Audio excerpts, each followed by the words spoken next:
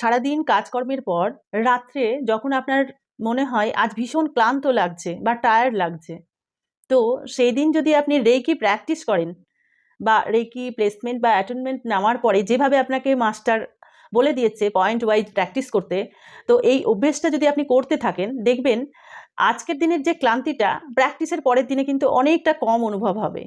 তাহলে আমরা এইভাবে প্রতিদিন রেকি প্র্যাকটিস করতে করতে নিজের প্রাণশক্তিকে বাড়াবো।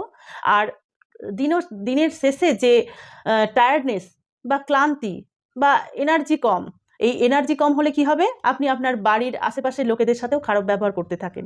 দেখবেন লক্ষ্য করে, সব কাজ শেষে যখন বাড়ি ফেরেন সমস্ত রাগ বিরক্তি ওই বাড়ির লোকেদের সহ্য করতে হয়। তার কারণ একটাই, যে শক্তি আপনি খাবার থেকে পেয়েছেন বা পরিবেশ থেকে পেয়েছেন, সেই শক্তিটা আপনার শেষ হয়ে গেছে, আর এনার্জি নেই, পজিটিভ এনার্জি নেই।